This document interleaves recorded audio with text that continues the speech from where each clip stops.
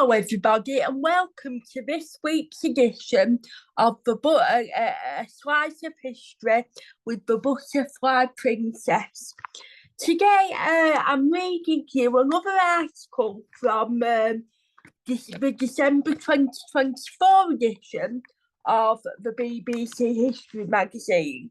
Now, the article I'm reading you today is all about four medieval influences. Now, in today's society, we often think of influencers as people, who post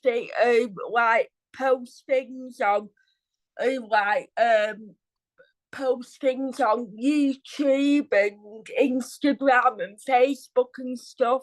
But obviously, in the medieval world, they had no such thing as social media, but there were a number of female women who influenced the way in which the medieval world developed.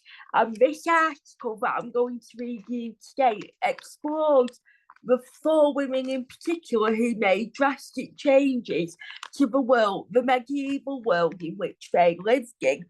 Now, this week's article has been written by a lady called Hetta.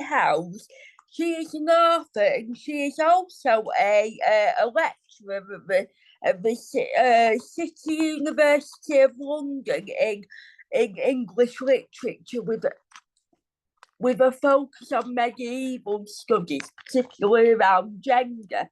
So here goes the article for this week. The first lady is a lady called Mammy D. Francis. Now, she was a poet who felt the pain of women. So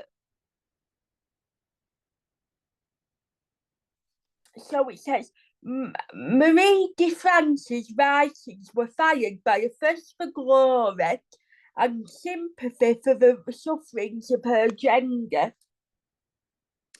The one who forgets herself is foolish, wrote Marie de Francis. Here I write my name, Marie, so that I will be remembered. We know little of Marie, a 12th century French writer who spent time in England. We believe in the court of Henry II and his wife Eleanor of Aquitaine, both of whom were energetic patrons of the arts. She is undoubtedly the most dramatic of the four women of this article. But what we do know, thanks to a collection of short poems that were most likely set to music performed at court, is that she challenged perceptions of female writers and women more generally in a deeply patriarchal society. Marie was well educated, leading historians to speculate that she must have been a noble woman and perhaps even a nun. We also know that she was successful. The prologue to her poems offers insights into her experience of entering a male-dominated profession. Anyone who has received the gift of elegance, she insists, has a duty not to remain silent. She describes how she worked on the poems late into the night, hoping that they would bring round her glory. She set her sights high, dedicating the collection to the king himself. Although many of the poems were translations of Britain stories, Marie put her own spin on them, populating them with resourceful heroines instead of damsels in distress. In Laville, a fairy queen rescues her lover from execution. In Las Dons, and you'll have to excuse me, my French isn't very good.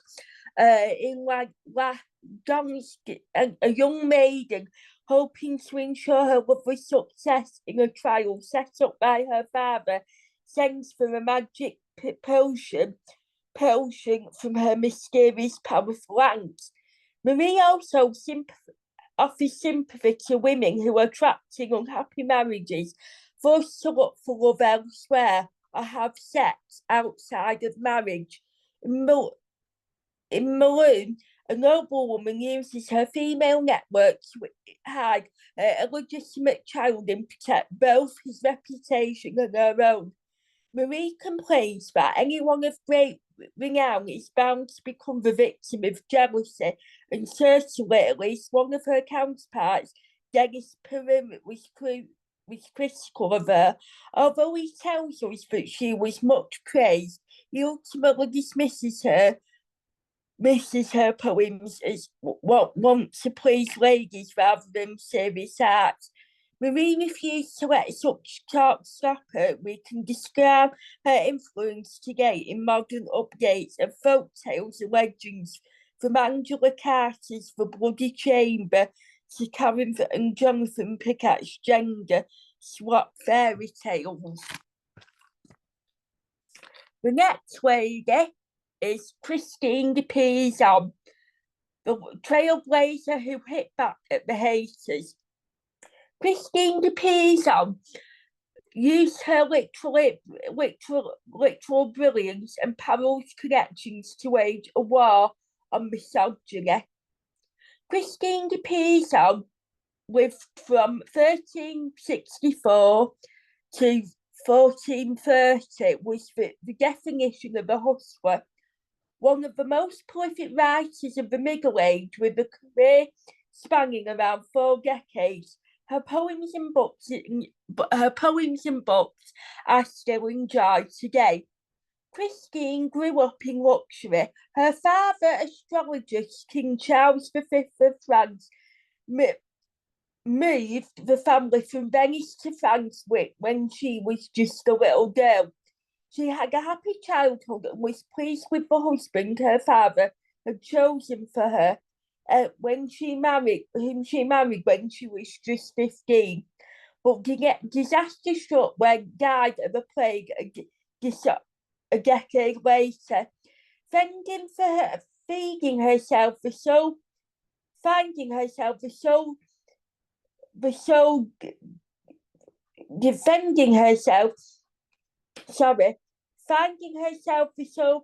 provider for her children, Christine refused to remarry, but instead picked up a quill. In doing so, she became the first known woman in European history to make a living as a writer. Christine was not only a talented author, but also a street businesswoman. She became expert in books production and leveraging her networks to ensure that her writing ended up in the hands of the highest educators of French society. She started her career writing love poetry, but switched genres when she began to attract the attention of a wealthier audience. She wrote political theses for princes and other nobility, including a manual on how to be the perfect knight. She strategized, often choosing to write in French, a language more commonly thought out the world than any other, so that her books didn't become useless and forgotten. She was even commissioned to write a biography of the late Charles V. With her leadership secured, Christine set out to effect change. In her political work, she called for an end to the infighting then plaguing the French nobility. She also devoted a poem to Joan of Arc, confident in the peasant girl who would lead the French to victory against the English in the 100 Years' War. Most famously, she wrote back against the misogyny of her time, paving the way for late feminist writers, considered to be the first pro-feminist tracts in Europe. Her book, The City of Ladies, begins with Christine in her study. She is frustrated by the pack of lies male authors, male authors, male authors peddle about women. She falls asleep and has a dream in which she builds a city populated by inspirational women from throughout history. She tells of Empress better known as Queen of Sheba, who was most skilled in politics, statesmanship, and justice than any king and of queen who dressed as a male knight to help her husband achieve victory in the battlefield. Christine uses his heroines to rebuff the vicious stereotypes about her sex that may nag their husbands and were weak, unfaithful, and incapable of leadership. She presented a copy of the book to the Queen of France herself, a lavish manuscript known as the Book of the Queen.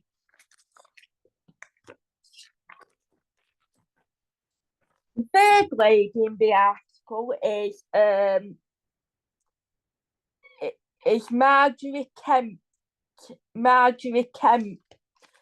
And she was the holy woman the church loved to hate.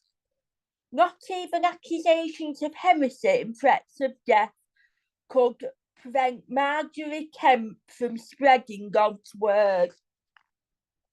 It was hard to miss Marjorie Kemp in 1373 and died in 1438.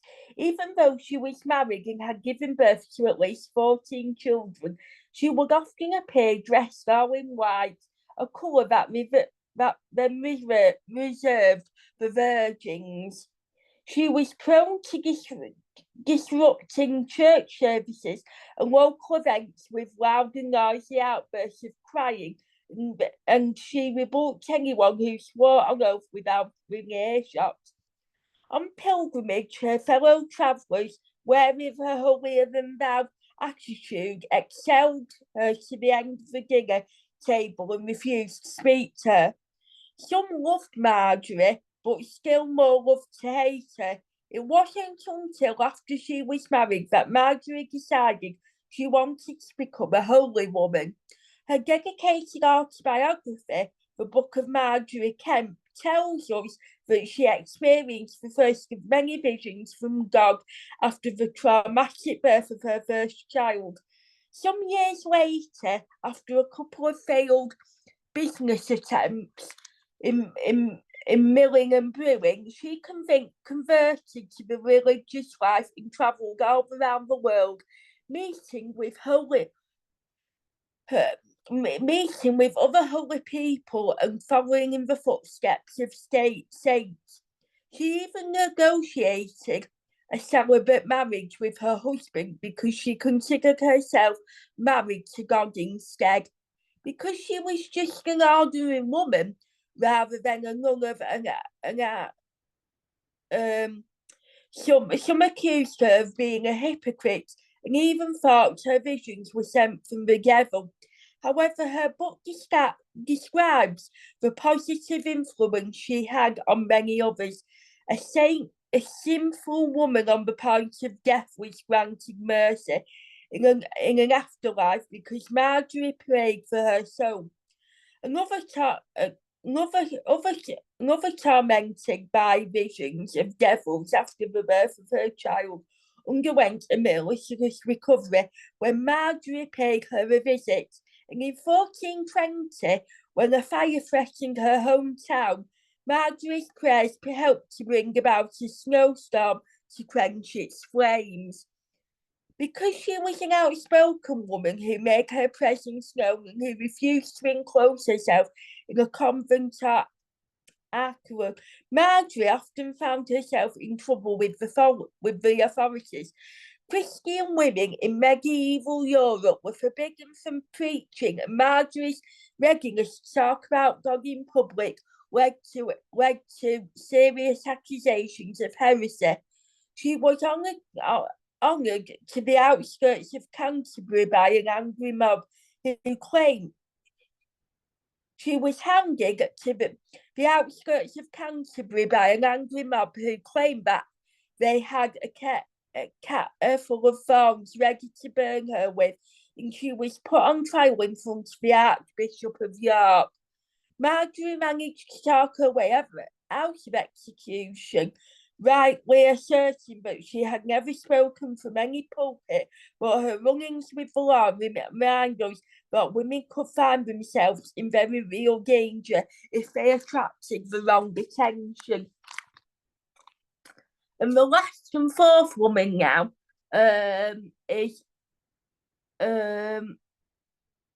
Julian of Norwich, the lockdown saint who speaks to the modern world. From her walled in cell in medieval Norfolk, Julian of Norfolk wrote words steps in religious favour that have carried down the years. When Julian of Norwich was 30 years old in 1373, she lay in her sickbed convinced she was going to die. Instead, something miraculous happened. The crucifix placed before her by a priest came to life, and she saw Jesus hanging on the cross, fresh blood dripping from his wounds. This was the first of a series of visions in which God appeared to and spoke with Julian. God appeared to and spoke with, and after she had recovered from her illness, she felt compelled to write them down. She hoped her revelations would bring comfort and inspiration to others. In her first account of these visions, known as the short version, Julian excuses herself as a woman, ignorant, weak, and frail, a mere messenger to the world of God. But in her second, more celebrated version, the reference to her gender has been erased. It is possible that Julian's removed mention of her sex because she feared she would be accused of heresy. Few women were writing religious texts, and those who did often found themselves under serious scrutiny. However, the fact that the long version was written after Julian became raises another possibility. This was one of the most esteemed vocations of the Christian Church available to a woman. A would-be had to petition the church, and they needed to have enough money to support themselves for the rest of their life. If their petition was accepted, they would have the funeral rites read over them by a priest before being imprisoned in a small room or series of rooms called a cell, usually adjoined to a church. Here they would pray, fast relief on God, and live out the rest of their days. We don't know what happened to Julian after she died, but many other alchemists were destined never to leave their cells, their bodies being buried in dirt beneath. People came from far and wide to seek the blessing of it. We know from Marjorie Kemp's book that she went to meet Julian and asked for her advice. After listening to Marjorie's accounts of her visions, Julian told her to trust God and not to fear the talk of the world, because the more slender Marjorie experienced in life, the more renown she would receive in heaven.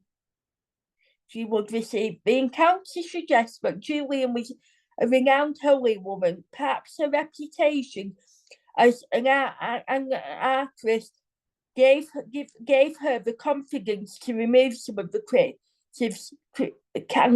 from her revelations. As far as we know, no one read Julian's revelations in her own time, but it has been rediscovered and is beloved by many readers today. Hailed as the lockdown saint during the COVID-19 pandemic, she is remembered with a sculpture at Norwich Cathedral. Ironically, her intentment gave her the time, space, and freedom required to create one of the most moving and political texts of the Middle Ages. She hoped her revelations, which characterises God as kind, gentle, and motherly, would bring comfort and inspiration to others. Thanks to the love of God, she reminds us all, shall be well. No matter how much suffering we experience on earth, the lives of Marie, Christine, Marjorie, and Julian reveal that despite the challenges they faced, ordinary women could and did influence the world around them. In the Middle Ages, Julian might have asked her readers to forget her name and think only of God, but by committing her experience to paper, or rather parchment, she ensured that she would be remembered centuries later. And that again was the article that I've read today was written by Hetta Howe, who is a senior lecturer in medieval literature at City University of London. And she has also written a new book entitled Poet, Mystic, Widow, Wife, The Extraordinary Lives of Medieval Women. This was published by Bloomsbury in 2024. So that concludes this week's edition of A Slice of History with the Butterfly Princess Show. Next week, I will be reading you the next instalment of the December 2024 edition of the BBC History magazine. This is where I will be reading you an interview that was held, that the makers of the team behind BBC History magazine did with Annie Gray, who about her latest book. Annie Gray is a food historian and an author, which that will be the subject of our episode next week. But until then, thank you for listening. Enjoy the rest of your week, and I will see you again very soon. Bye-bye for now.